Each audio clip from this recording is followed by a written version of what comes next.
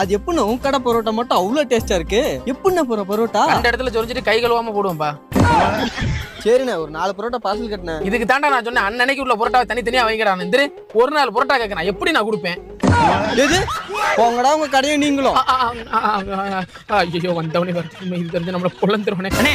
ஒரு 4 பரோட்டா பார்சல்ண்ணே. தம்பி அண்ணன் ஒரு 4 பரோட்டா அடி விடுறா. ஏன்டா அரை மணி நேரமா நான் நிக்கிறேன், நானே இருக்கேனா? ஆளே இல்ல கடையில அரை மணி நேரம் நிக்கிறேன், நீ இருக்கேன்டா.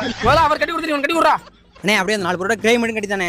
தம்பி நான் 4 பரோட்டா எல்லாம் கிரேவி எல்லாம் தர முடியாது, ஓடிரு போட. ஏங்க ஒரு 2 பரோட்டா பார்சல்.